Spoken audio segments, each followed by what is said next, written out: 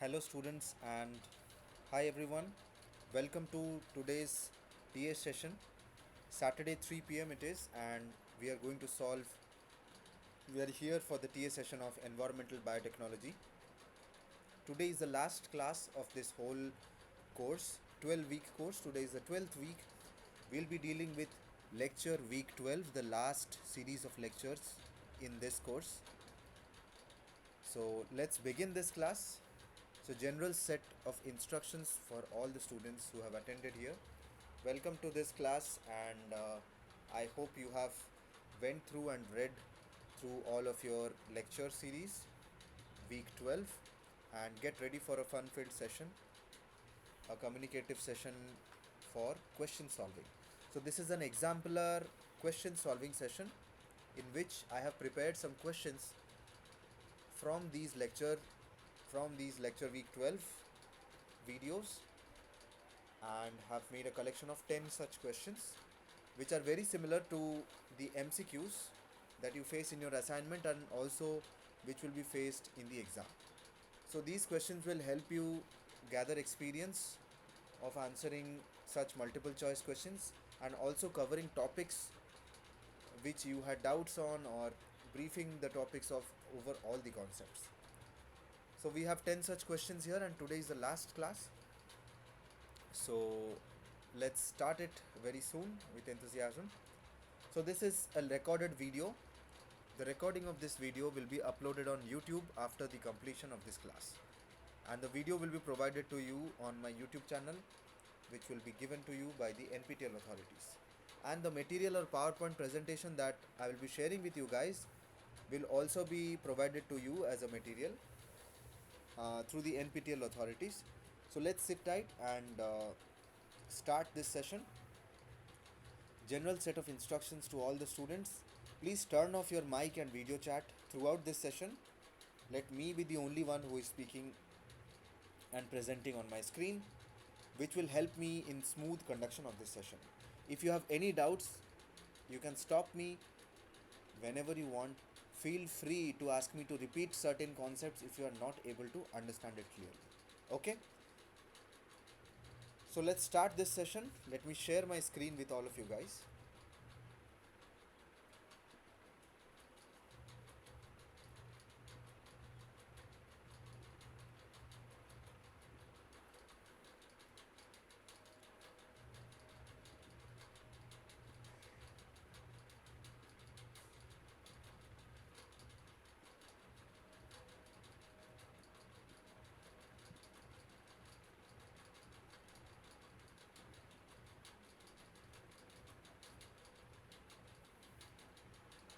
Okay, I hope you can see my screen and you can see the slides moving.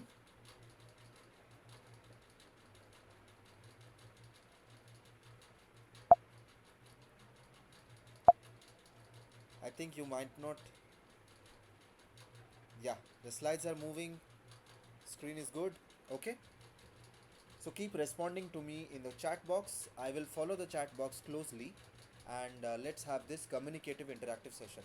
You can interact with me via the chat box. So once again, my name is Ashutosh Behra. I'm the teaching assistant of for this course, Environmental Biotechnology. We are in week 12 of this course, the last session, live TA session. This course is taught by Professor Pinaki Sir from IIT Kharagpur, and I am a PhD student at IIT Kanpur. I am a PMRF scholar guiding NPTEL through these live TA sessions. Okay, so I have prepared 10 example questions from lecture week 12, if you have read about, where Professor Pinaki Sir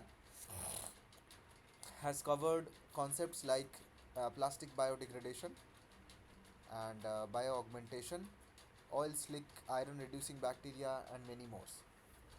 Okay, a miscellaneous mix of all these lectures, and we can have some questions, multiple choice questions from these. So this is the format that we are going to follow. I will post the question on the screen. I will read the question aloud with all its option, and will ask the students that are here in the live class as well as those who will be watching this recorded video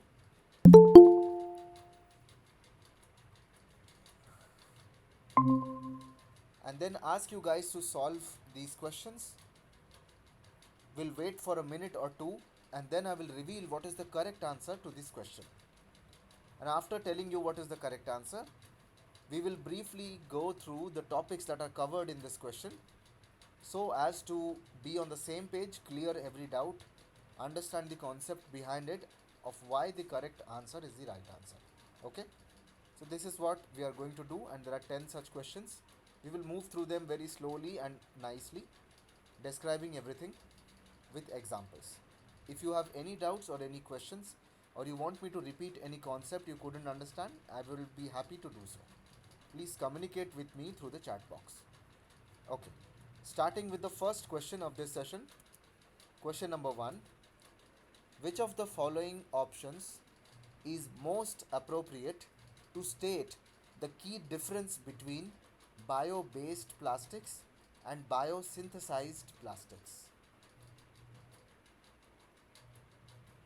You understood the question?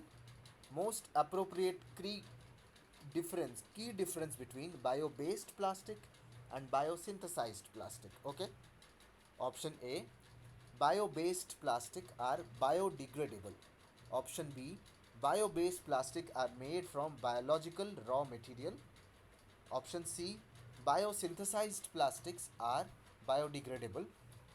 Option D: biosynthesized plastics are polymerized by microorganisms. Option E: biosynthesized plastics are made from plant products. Here is the question with all the 5 options. Let me wait for a minute or so for all the students who are in the live class as well as in the recorded class. Please post your answers in the comment or chat box, which I will follow after a minute and let you know what is the correct answer to question number 1.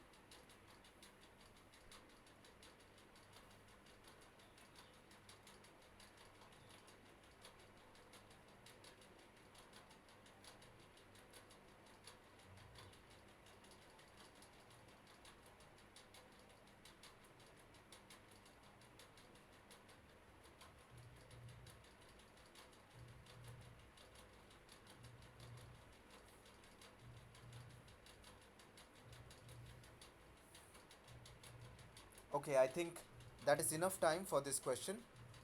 Let us check what are some of the answers that students have posted. Tuhin says option E. Okay. Let us check what is the correct answer to question number 1. Which of the following options is the most appropriate to state the key difference between bio-based plastics and biosynthesized plastics? Correct answer is option D. Biosynthesized plastics are polymerized by microorganisms. Option D is the correct answer, not E. Sorry to he. D is the correct answer.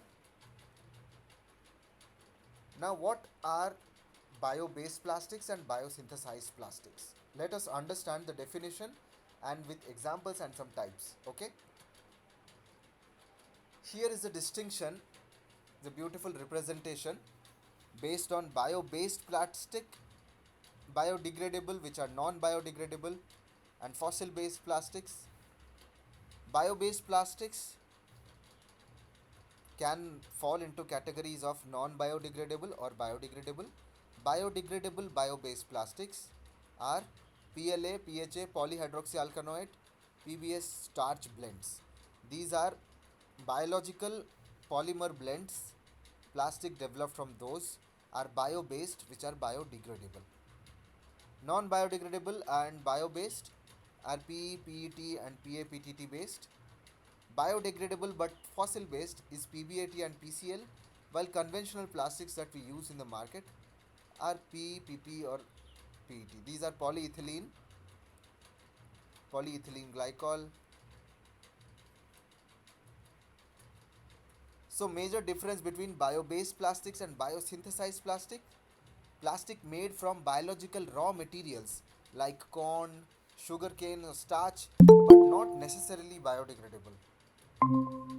Understood? Bio-based plastics can be biodegradable, can be non-biodegradable, but the correct definition is made from raw biological materials. Raw material is the biological material like corn, sugarcane or starch. For example, biopolythene, polyethylene or biopolyethylene, bio-PET. Focus is on source renewable biomass, while biosynthesized plastics are plastics that are synthesized directly by microorganism. Focus is on process which is a microbial synthesis process. So biosynthesized plastics are polymerized by microbes through metabolic enzymatic polymerization. These are often biodegradable. So biosynthesized plastics are often biodegradable, such as polyhydroxyalkanoate and polyhydroxybutadiene. Bacteria biosynthesize plastics in the form of PHAs by storing them as granules inside the cells when under stress, such as nutrient deprivation.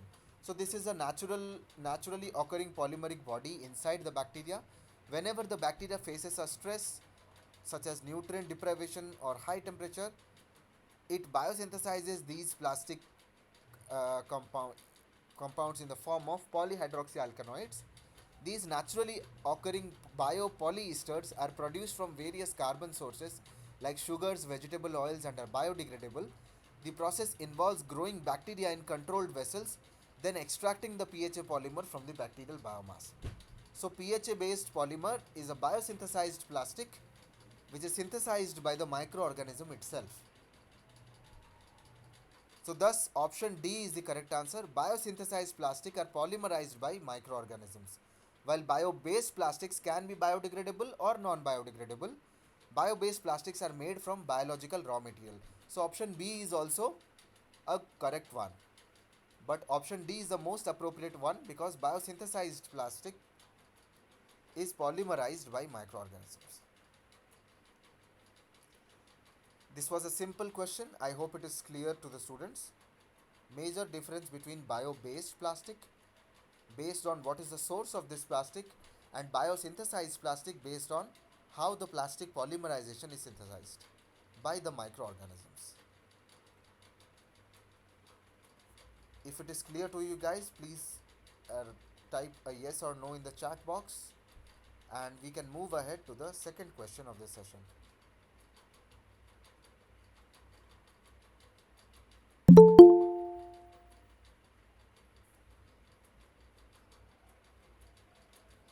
Okay, let's move on to the second question. Question number 2.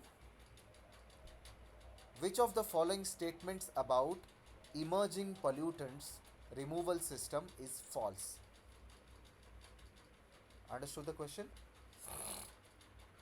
We are talking about emerging pollutant removal system, and which of these statement is a false statement?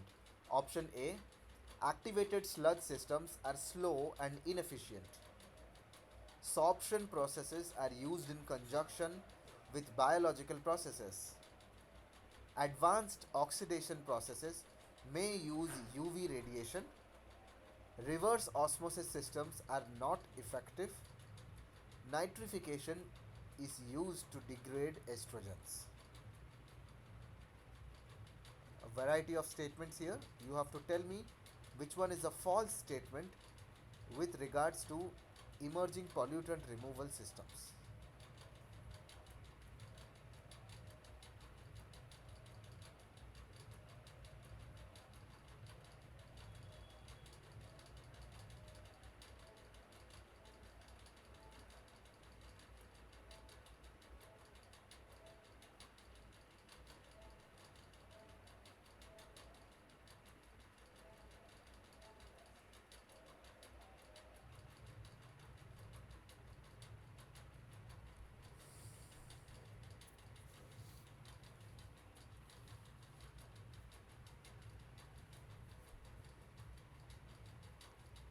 Students, please post your answers in the chat and comment box, and I will come back to this question to tell you what is the correct option.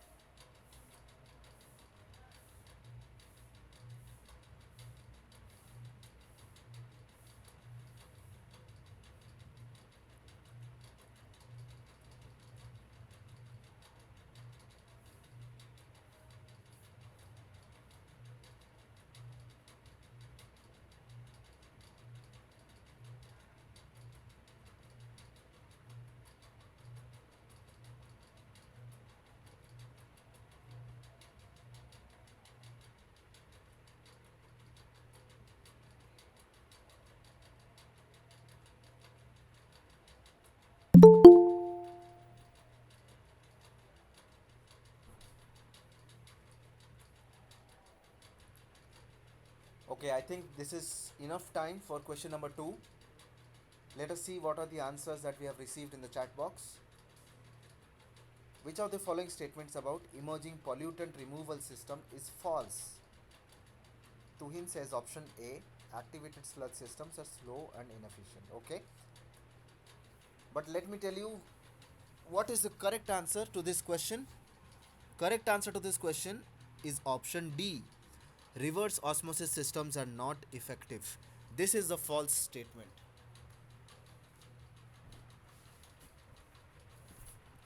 Again, option A is not the correct statement, but option A is a correct statement. It's not the correct answer. Option D is a false statement. Reverse osmosis systems are not effective. Now let us go through the options one by one and understand each one of them. So, what are emerging pollutants? Emerging pollutants are synthetic or naturally occurring chemicals that are not commonly monitored in the environment but have potential to cause known or suspected adverse ecological and human health effects.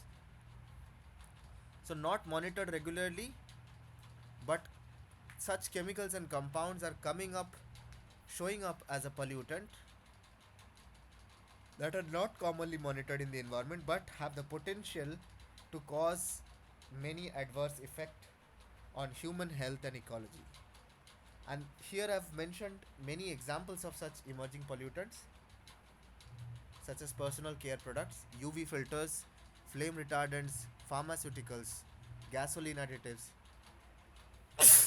sorry, so on and so forth, which can have adverse effect on animals, plants, and microbes, to soil, water, and air as well. And because they are not monitored regularly, they have not been monitored under the big categories of pollutants under the radar. They are now the emerging pollutants which pose serious threat to human diseases and ecology. Now going through each option one by one.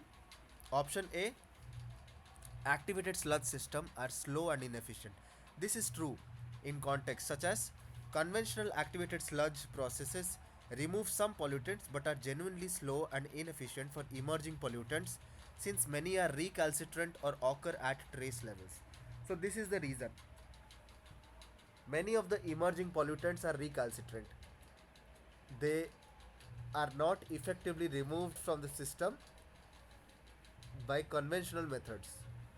So conventional activated sludge system is slow in removing emerging pollutants from waste. So option A is a true statement in context of emerging pollutant removal systems. Option B, sorption process are used in conjunction with biological processes. This is a true statement. Sorption using activated carbon or biochar is often combined with biological treatment to enhance removal of persistent pollutants like UVH2O2, UVO3, titanium dioxide rely on UV to generate hydroxyl radicals. Sorry, this is the third option. But sorption means we have we have a physical matter with increased surface area which improves surface absorption, and when conjugated with the biological processes enhances the removal of emerging pollutants. Option C, advanced oxidation processes may use UV radiation. This is the example that I was giving about. H2O2, ozone, UVTiO2 rely on UV to generate hydroxyl radicals which oxidize organic micropollutants. Because hydroxyl radicals are very reactive oxygen species, reactive hydroxy species, which are generated by action of UV, and these can be used to oxidize many organic micropollutants. Option D, reverse osmosis systems are not effective. This is a false statement because reverse osmosis is highly effective at removing emerging pollutants such as pharmaceuticals or hormonals like estrogens. The limitation is cost and concentrate disposal, not inefficiency. So 90% efficiency, greater than 90% efficiency is what is achieved in a reverse osmosis system, where pressure is applied to make the flow of a solute from its higher concentration to its lower concentration to its higher concentration in the negative direction due to pressure applied across a semi-permeable membrane. So this method is highly effective in removing emerging pollutants.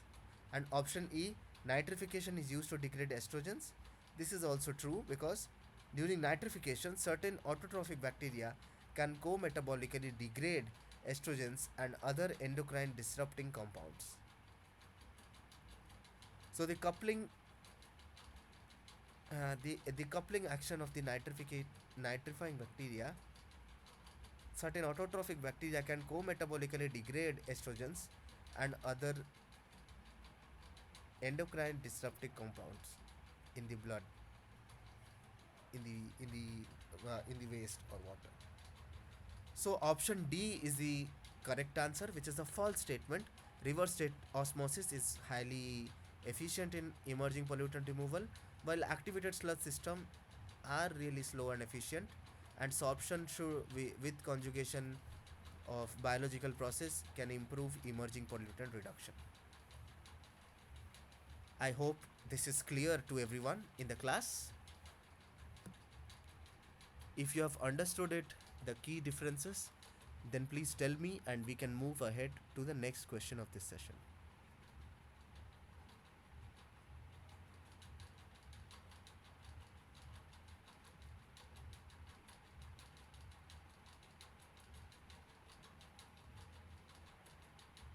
Okay, let us move to the next question. Question number 3.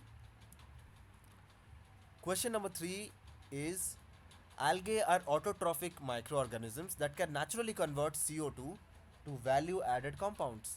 Then why is there a need for bioengineering heterotrophic microorganisms for carbon capture and utilization? So the question is, algae can already capture carbon and utilize it, and also use to convert CO2 to other value added compounds. Then what is the need for bioengineering heterotrophic animals instead of just growing algae? In a summary, they are asking for what are the demerits of having an algae based CO2 capture mechanism, carbon capture mechanism. Option A, algae are difficult to grow. Option B, algae have low efficiency. Option D, Option C, algae requires expensive medium components. Option D, algae produce more harmful byproducts. Option E, algae require precisely controlled temperature.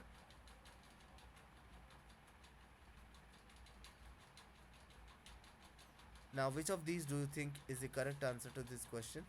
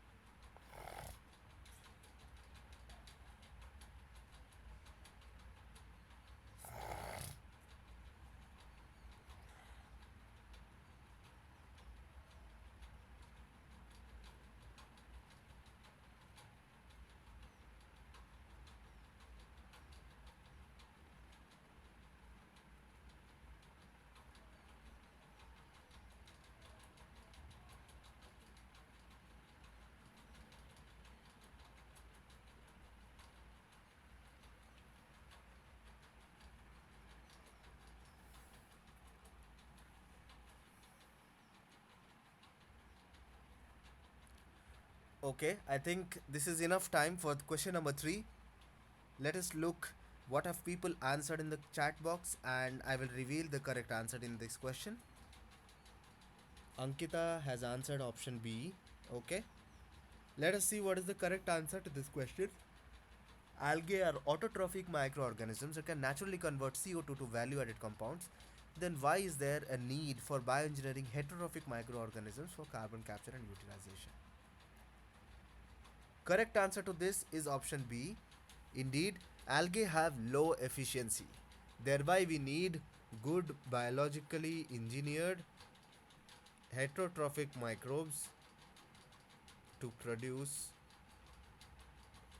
to, to capture the carbon and produce energy. So option B is the correct answer. Now how does algae capture the carbon, or how does it utilize the carbon? Algae, both microalgae and macroalgae, play a major role in biological carbon capture and sequestration. They use photosynthesis to fix atmospheric or industrial CO2 into biomass. helping mitigate greenhouse gas emissions.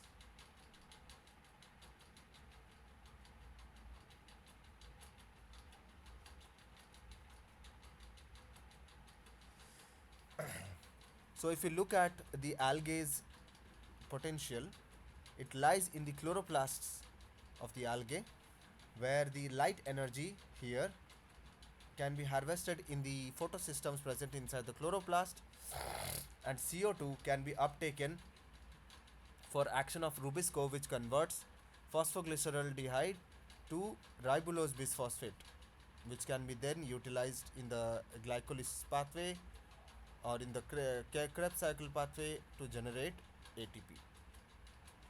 So there are light dependent reaction and light independent reactions which happen in a chloroplast in all these algae, which makes them one of the good remediation of CO2 or capture as a acts as a carbon capture mechanism. Now, microalgae for wastewater treatment, which one is better? The autotrophic microalgae, relatively lower cost, but also gives less biomass yield and best well established. For heterotrophic, higher cost due to carbon source requirement, higher biomass yield, we get lot of algae, and better carbon related and N related pollutants removal.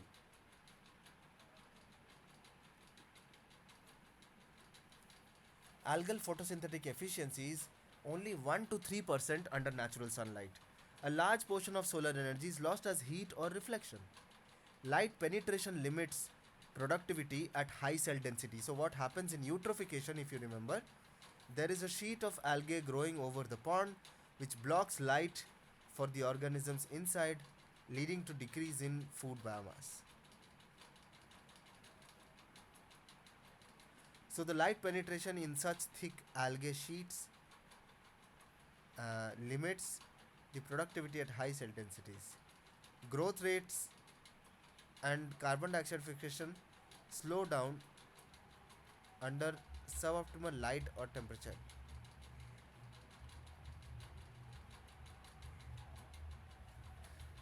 So growth rates and CO2 fixation will slow down under suboptimal light temperature. Hence, despite being natural CO2 fixers, the efficiency of converting the CO2 to biomass is low, motivating the engineering of heterotrophic microbes which can grow faster, be easily engineered for synthetic carbon dioxide fixation pathways, operate in dark bioreactors in absence of light, and achieve a higher yield and process control through this method. The highest rate of lipid production by algae is 5 gram per meter square per day. It needs to be minus 30. It needs to be 30 meter square per day for the process to be commercially feasible.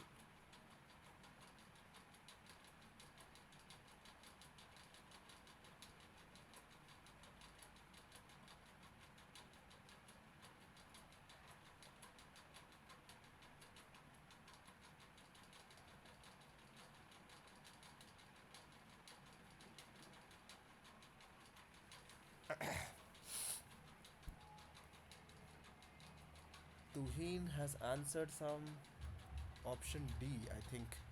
But Tuhin, I have already mentioned that option B is the correct answer.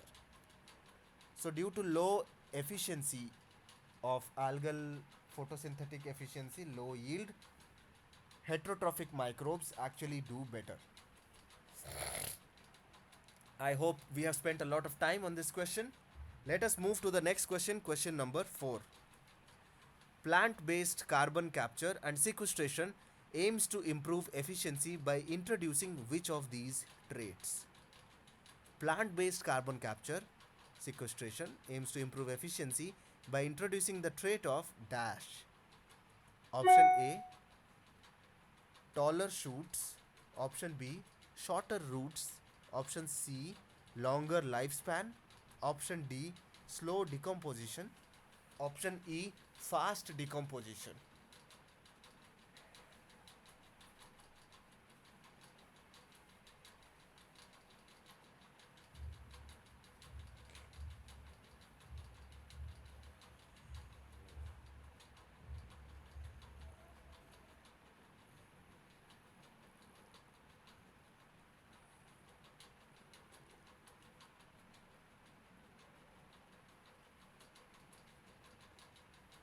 Tell me your correct answer in a minute or so. Post it in your chat box and I will be able to see it.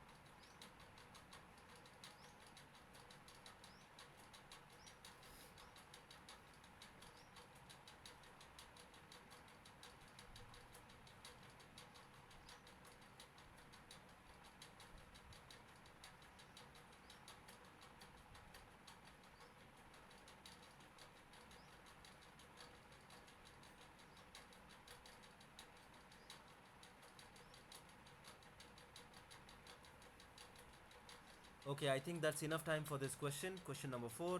Let us check what have people answered.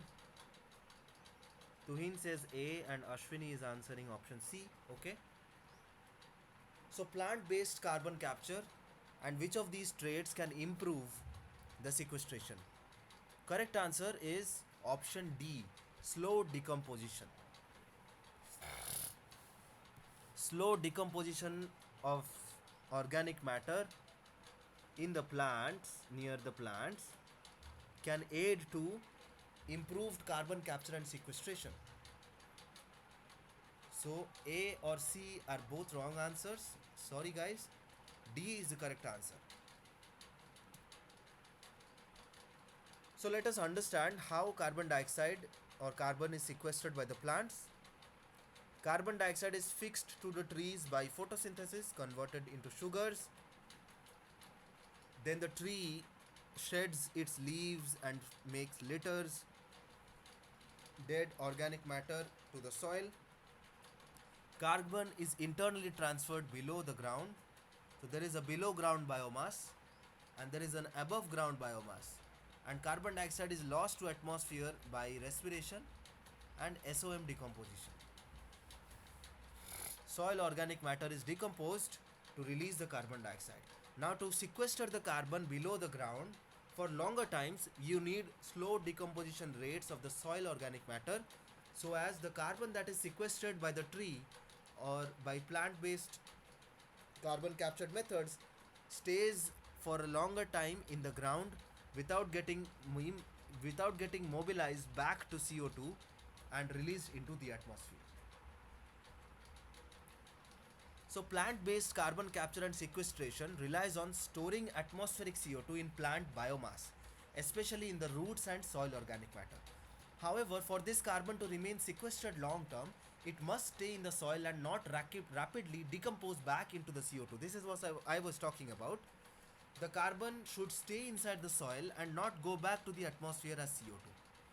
Now, for that, when plant tissues specifically decompose slowly, the carbon they contain is retained longer inside the soils as humus or stable organic matter. Genetic or breeding efforts aim to develop plants with more recalcitrant root biomass, such as wax substances like lignin and suberin. and slower microbial degradation rates, greater root to shoot access, so more amount of root than the shoot. This helps in enhanced long-term carbon sequestration, keeping captured CO2 locked in for soil for decades and centuries. So the main concept is not letting CO2 go back into the atmosphere and preserving the CO2 inside the soil biomass as humus or stable organic matter. Now, for that, if a plant has this inheritable trait of slow decomposition, that could be easily achieved. Therefore, option D is the correct answer. Slow decomposition trait can aid in plant based carbon capture and sequestration. Is it understood to the students? If you have understood, then let me know in the comment section. If you want me to repeat it again, then please do so, or else we can move ahead to the next question.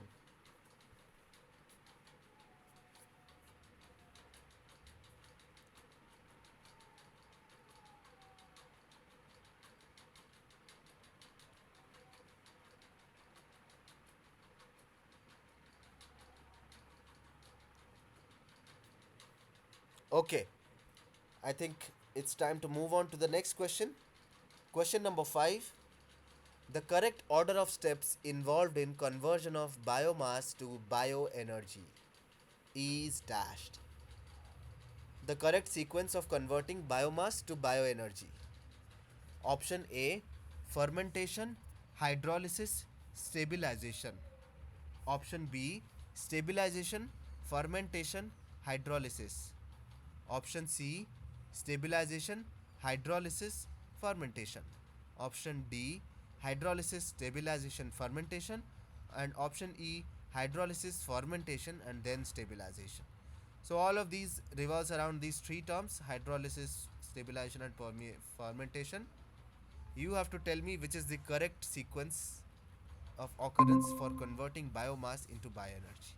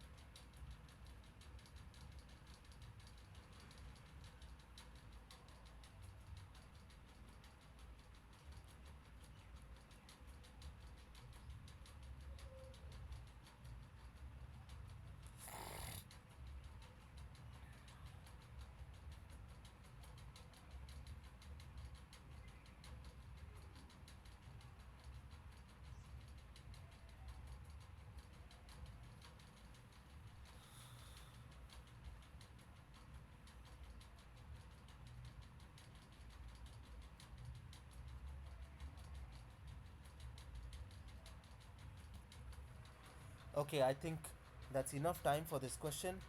Let us revisit this question and check what are the answers that people have answered and come back.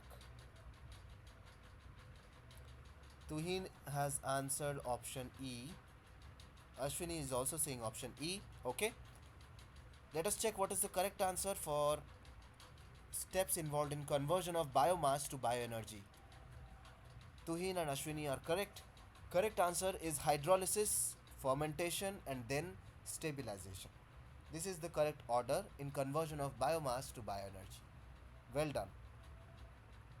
Okay, so what happens in converting biomass to energy? The conversion of biomass to bioenergy occurs in a sequence of biochemical steps mainly. First step is hydrolysis. Hydrolysis is carried out by enzymes. Complex polymers like cellulose, hemicellulose, proteins, and lipids are broken down into simple units of monomers such as sugars, amino acids, or fatty acids. So, the enzymes that are involved in hydrolysis are cellulases, proteases, and lipases. Then comes fermentation or acidogenesis and methanogenesis. Simple monomers are fermented by microbes to produce intermediates such as volatile fatty acids, hydrogen, carbon dioxide, and finally methane or ethanol, depending on what is the process. And then comes stabilization, which is when the remaining organic matter is converted to stable end products like CO2, methane, water, and stabilized digestate. This ensures minimal further decomposition or odor generation. So, first step is hydrolysis, then comes the fermentation of generating acid and methane or ethanol, and then comes stabilization of products like CO2 and methane such that there is minimal further decomposition or odor generation. So, this is the flow summary. Biomass is first hydrolyzed by enzymes into monomers. Then these monomers undergo fermentation carried out by microbes to release bioenergy in the form of ethanol or acetate, which can be fed into the Krebs cycle, so generating bioenergy. And then this is stabilized to give stable residues which cannot further be decomposed. Easy to understand. I hope it is clear to everyone. If you find it clear, then give me a thumbs up or a yes in the chat box, and we will go to the next question.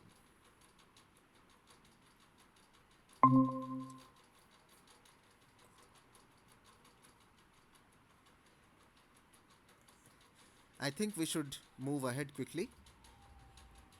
Question number 6 is here.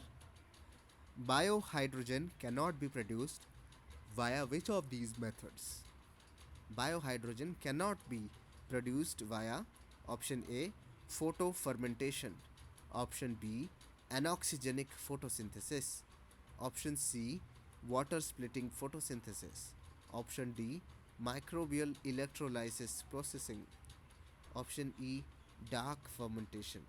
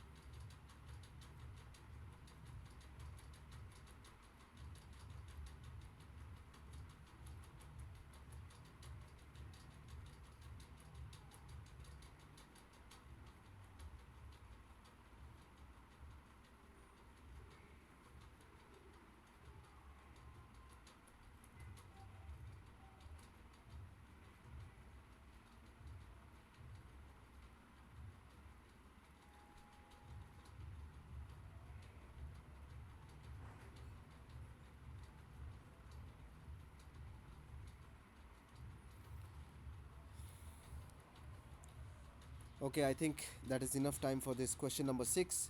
Let us see what our people answered in the comment section. Tuhin says option A. Ashwini is saying option C. Okay, Tuhin has changed his answer to option B.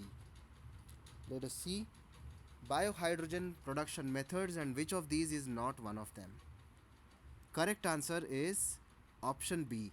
Anoxygenic photosynthesis is the correct answer. Biohydrogen cannot be produced by anoxygenic photosynthesis. So, Tuhin's new answer is correct, but sorry Ashwini, water splitting photosynthesis is the source of biohydrogen. Don't you think so? Splitting of water into hydrogen and oxygen utilizing the power of sunlight is water splitting photosynthesis, which generates hydrogen. And this biohydrogen is then used to as move this biohydrogen is then produced.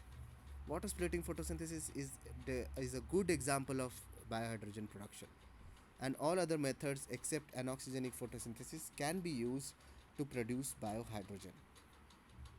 Now, what is biohydrogen and what are the methods in which biohydrogen is synthesized or produced? Biohydrogen is hydrogen gas produced from renewable biological sources through processes like fermentation and biophotolysis. It offers a clean, carbon neutral energy source with potential to replace the fossil fuels.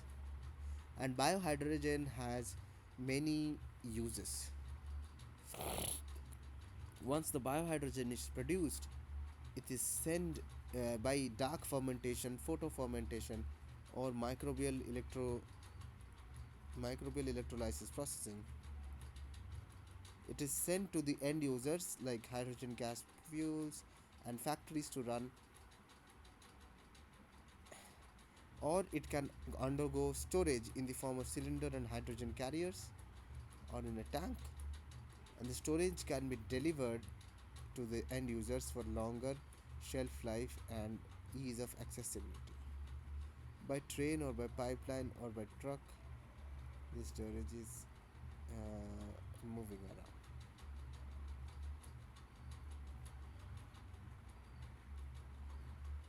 So, biohydrogen offers a clean carbon neutral energy source with potential to replace the fossil fuels. Now, these are some of the well known methods of production of biohydrogen. Biohydrogen can be produced via three methods mainly: fermentation methods, biophotolysis, or bioelectrochemical system. Now, fermentation can be of two types: dark fermentation or light fermentation or photofermentation. Dark fermentation carried out by mesophiles and thermophiles, methanogens, and this is the reaction they form acetic acid, carbon dioxide, and hydrogen from molecules of glucose. Photofermentation happens in sulfur and non sulfur bacteria where they directly convert the glucose into 6 carbon dioxide plus fructose. 6 carbon dioxide plus, sorry, hydrogen. Then comes biophotolysis. There can be two methods again: direct biophotolysis, which is harnessing the power of light energy to split water into hydrogen and oxygen, done by algae, cyanobacteria, and all other green plants. Indirect biophotolysis, again done by algae and cyanobacteria, but the light energy is used indirectly to the energy generated from the photolysis is indirectly used for production of hydrogen. And bioelectrochemical system is involves microbial electrolysis cells, electrical conducting bacteria, where acetate is converted to carbon dioxide and hydrogen.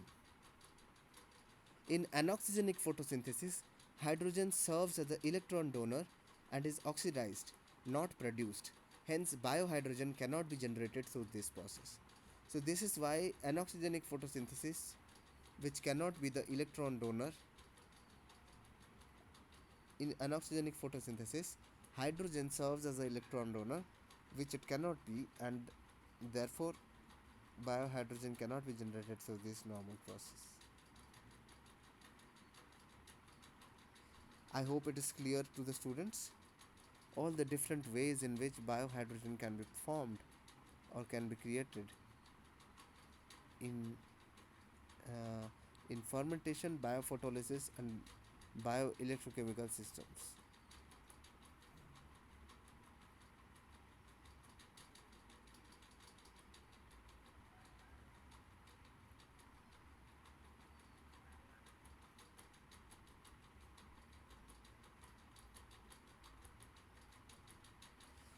I hope it is clear to the students. If so, then let's move ahead to the next question. Question number 7. At Hanford, USA, chromium contamination was treated using polylactate amendment. Here, the polylactate acts as dashed. Option A became electron donor for chromium 6 reduction. Option B became electron acceptor for chromium 3 oxidation. Option C became carbon and electron source for iron reducing bacteria.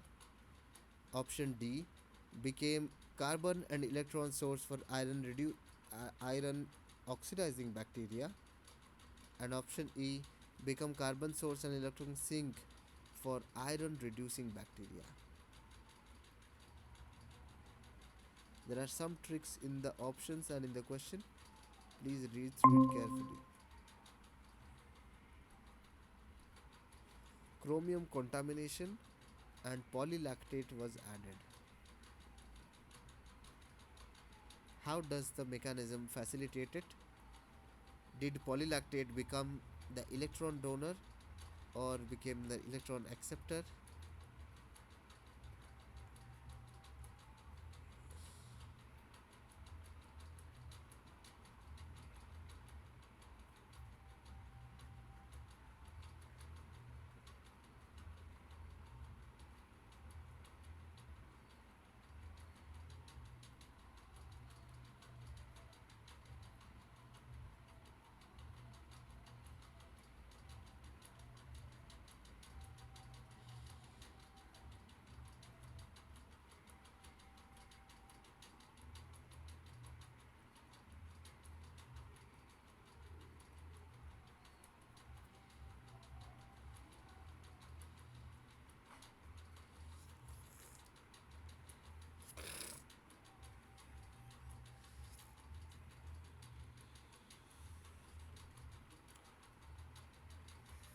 So this is a specific case that the question has mentioned.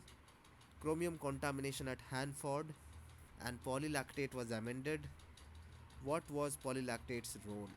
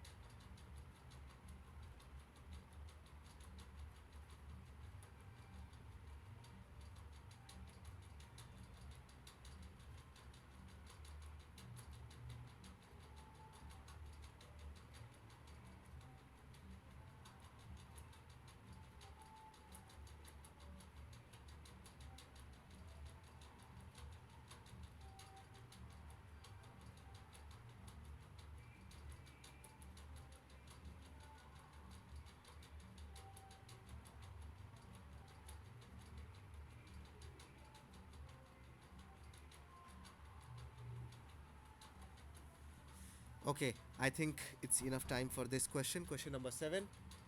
At Hanford, USA, chromium contamination was treated using polylactate amendment. What is the role of polylactate? Let us see what have people answered in the comment box. Tuhin and Ashwini are both saying option A. Let me tell you, it is a different answer that is correct this time. It's option C. Polylactate acted as carbon and electron source for iron reducing bacteria. It did not become an electron donor for chromium 6. I know polylactate is a good electron donor, but here it mostly enhanced the potential of iron reducing bacteria. Okay, so C is the correct answer. Let us understand C directly. Iron reducing bacteria are microbes that use Fe3 plus as a terminal electron acceptor in the metabolism, such as Shevanella, Pseudomonas, Geobacter. Now, direct reduction of chromium. Some iron reducing bacteria can directly reduce toxic hexavalent chromium to trivalent chromium, Cr6 plus to Cr3 plus, which is much less soluble and less toxic. Indirect reduction via Fe2. IRB reduce Fe3 plus to Fe2 in sediments. The produced Fe2 then chemically reduces chromium 6 to chromium 3 in this reaction. And chromium 3 precipitates at chromium hydroxide, binds to soil minerals, immobilizing chromium in the aquifer. So, various mechanisms again through which reduction in oxidation state of such toxic metals can happen. There can be porine cytochrome complexes which perform extracellular reduction, membrane bound reduction through membrane proteins and cytochrome networks, intracellular reduction by enzymes present inside the iron reducing bacteria, external electron donors and transporters, and other chemical influences which aid in reduction of chromium 6 to chromium 3 plus. Now, what is the role of polylactate? Polylactate is a slow release biodegradable compound derived from lactic acid polymers and provides a long term source of electrons for microbial metabolism. So it is true that polylactate acts as a surface acts as a reservoir of electrons from which can also serve as a good electron donor system. But what is the mechanism of action? Polylactate is slowly hydrolyzed in water, releasing lactate and other short chain organic acids, and lactase serve as an electron donor for iron reducing bacteria and other facultative anaerobes like this. And stimulation of microbial reduction. The electrons are used by IRB to reduce Fe3 to Fe2, which in turn chemically reduces Cr6. So, understood? This is the indirect reduction that we just saw. Iron reducing bacteria, when provided with the substrate like polylactate, which is acting as a electron reservoir, electron donor system. So iron reducing bacteria will reduce Fe3 plus to Fe2 plus more frequently, creating more Fe2 plus species, and Fe2 plus now then can go and attack chromium 6, reduce it to Cr3 plus, regenerating Fe3 plus. Some microbes can directly transfer electrons from lactate to Cr6, but mostly lactate facilitated the iron reducing bacteria's potential, acted as a donor electron and a carbon source for the iron reducing bacteria, promoting the indirect reduction of Cr6 into Cr3. This is what was used at Hanford for decontamination of the chromium contaminated soil using polylactate. I hope it is clear to the students what is the role of polylactate, how it promotes iron reducing bacteria to generate ferrous ions or Fe2 plus ions that can in turn go and attack the chromium 6 ions and reduce it to chromium 3 plus.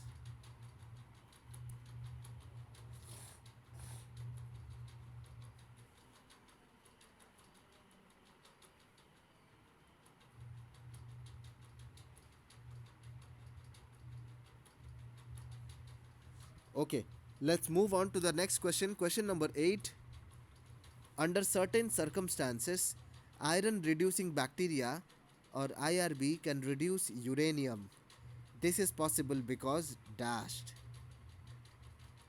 So under certain circumstances, iron reducing bacteria reduces uranium, and possible because iron and uranium have similar reduction potential, iron and uranium have similar mass, iron and uranium have similar structure, iron and uranium have similar charge.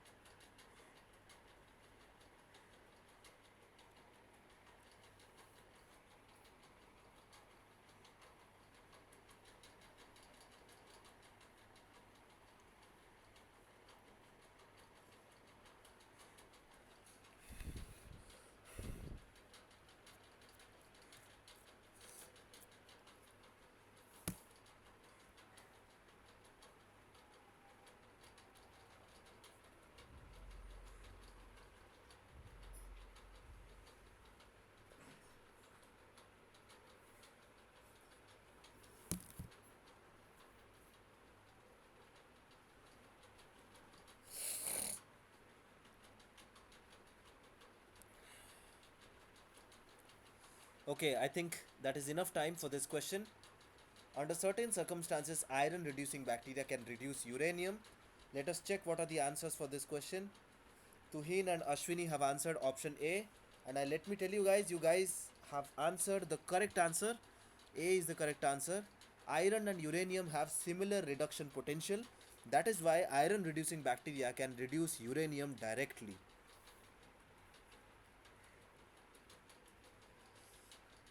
So again, iron reducing bacteria can use various mechanisms, often in synergy, to reduce uranium.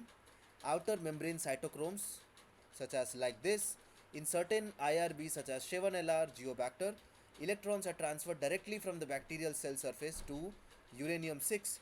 Specific outer membrane proteins called multi-heme C-type cytochromes are responsible for this transfer. So similar to chromium, direct reduction of chromium, we have direct reduction of uranium done by iron reducing bacteria. These bacteria can also use conductive pili such as bacterial nanowires. Geobacter species also produces electrically conductive appendages or pili which can transfer electrons over longer distances.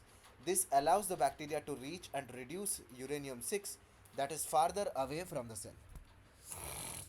And intracellular reduction, some uranium can be transported into the bacterial cell where it is reduced by cytochromes in the periplasm or by thioreduction in the cytoplasm. And indirect electrons transfer through ferrous ion mechanism.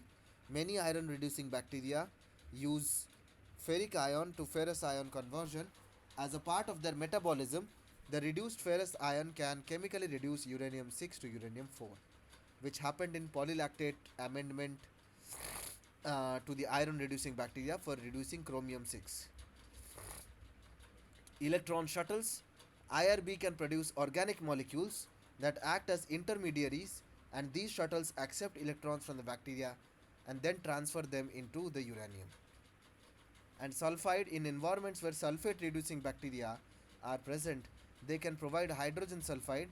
This sulfide can indirectly reduce uranium 6. So these are all the methods in which iron reducing bacteria does the reduction of uranium. And why so? The primary reason IRB reduce uranium is to gain energy through their metabolic processes. Why would a bacteria otherwise need reduction? To gain energy for their metabolic process, and in anaerobic environments where oxygen is absent, IRB uses alternative electron acceptors. So uranium 6 can be substituted as another electron acceptor, is favorable for metal reducing bacteria because the reduction potential of uranium 6 is similar to that of ferric. Microbes use electron acceptors in a sequence dictated by the redox potentials. Uranium 6 is more energetically favorable acceptor, lying close to ferric to ferrous conversion 0.77. So having a similar reduction potential makes uranium 6 a suitable candidate as the final electron acceptor in iron reducing bacteria. I hope it is clear to the students.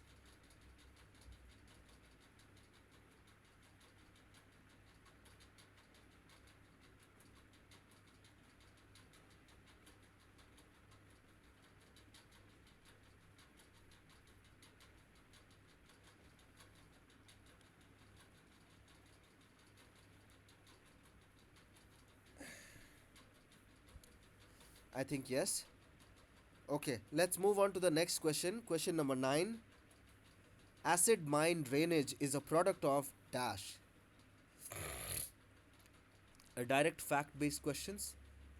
Acid mine drainage is a product of dashed. Option A, geochemical reactions. Option B, methanogenesis. Option C, chemolithotrophy. Option D, chemoorganotrophy. Option E, fermentation.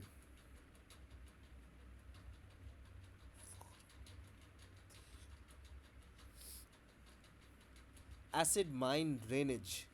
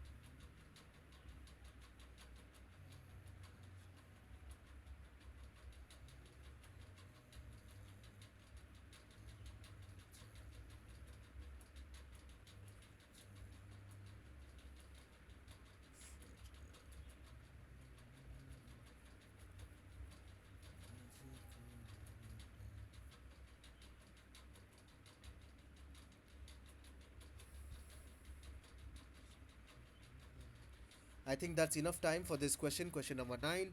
Let us check what are the answers in the comment box. Only Ashwini has answered option A. Okay. Acid mine drainage is actually a product of option C, chemolithotrophy. Chemolithotroph accelerate acid mine drainage. Not option A, B, D, or E. Option C is the correct answer. Okay. Let us understand what is acid mine drainage.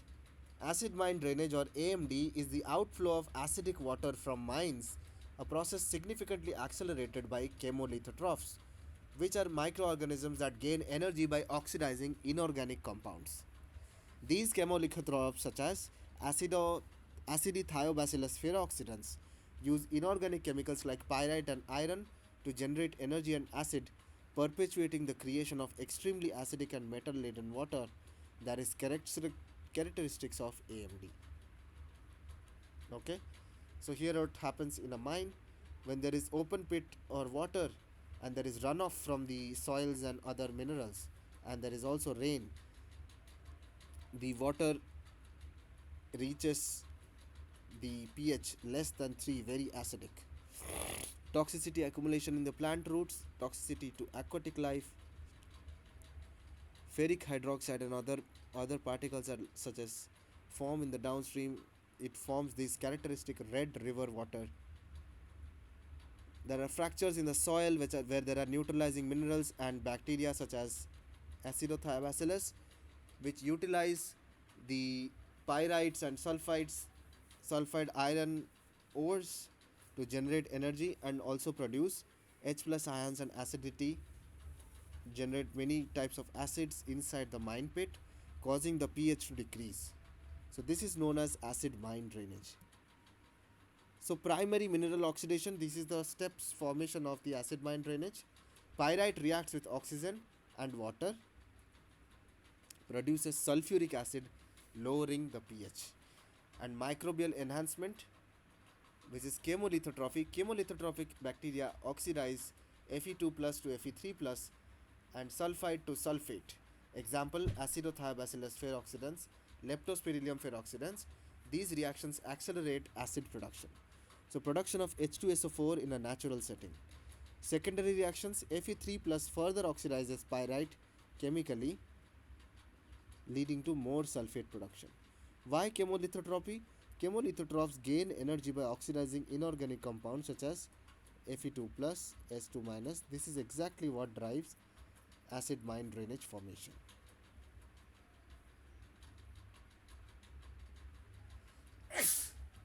Okay, so chemolithotrophy accelerates acid mine drainage, giving rise to acids such as sulfuric acid in reaction with pyrites.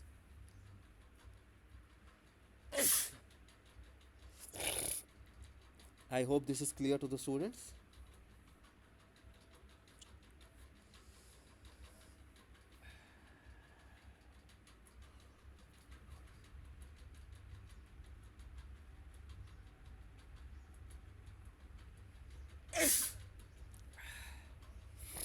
I hope yes, and let's move on to the next question. Final question of this session, as well as the whole series of problem practice sessions. This environmental biotechnology. Question number 10. After the Exxon Valdez oil spill in 1989, fertilizer was added to the affected shoreline. This was done as a part of option A, biostimulation, option B, bioaugmentation, option C, composting, option D, bioprospecting, or option E, land farming.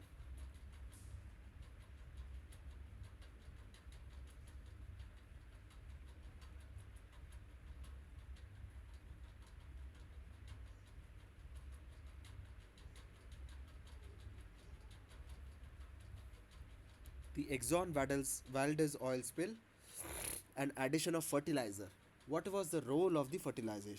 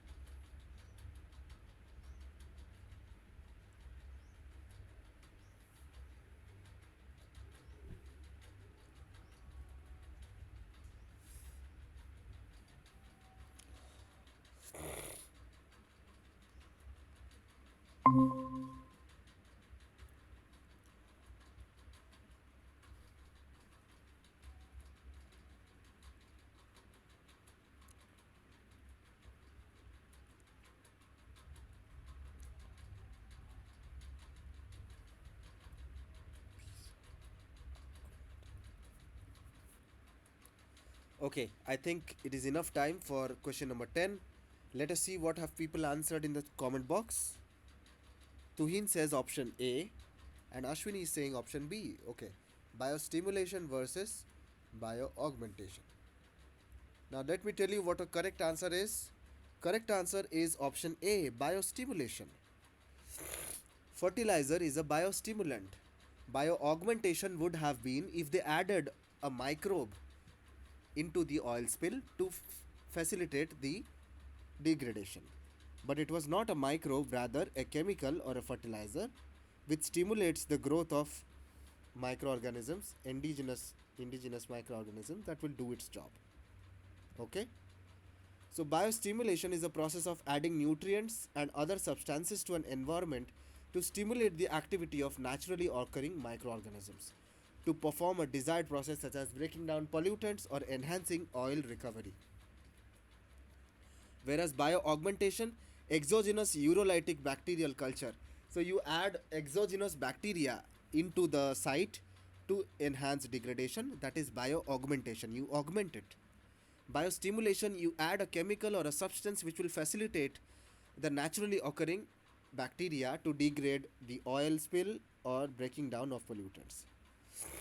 Stimulating indigenous urolytic bacteria. So here is an example in which we want urolysis or removal of urea, lysis of urea. To stimulate into this bacteria using enrichment medium, or you add a bacteria which is already grown and stimulated and known for ureolysis into the soil. This is the difference between biostimulation and augmentation.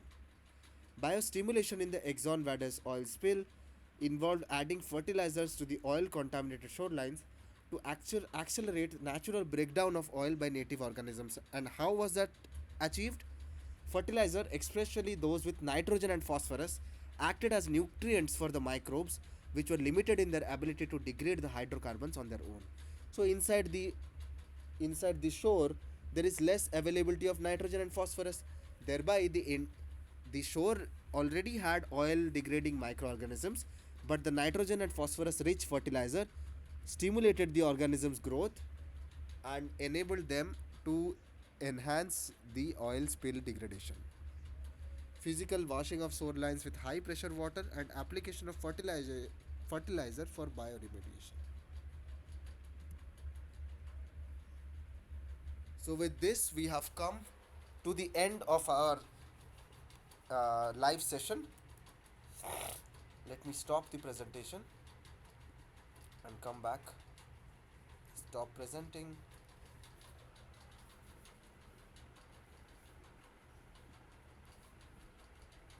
So yeah, with this we have come to the end of this session, as well as this is the last class today for bio environmental biotechnology, the live classes that I used to be taking.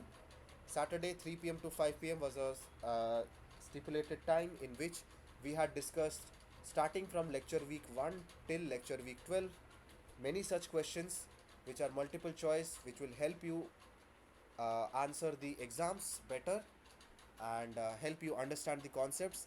I hope I have helped all the students and those who will be watching this recorded video in some way or the other. If you like the class, then do watch these videos and leave your feedback with the NPTEL team. And if you have any doubts, you can email me or you can ask me in this session, or else I will end this call. Thank you for joining with me as a student, PhD student, and learning environmental biotechnology together was fun with you guys. Thank you. Let me end this call and bye bye. Good luck for your examinations and your future endeavors. Thank you, students.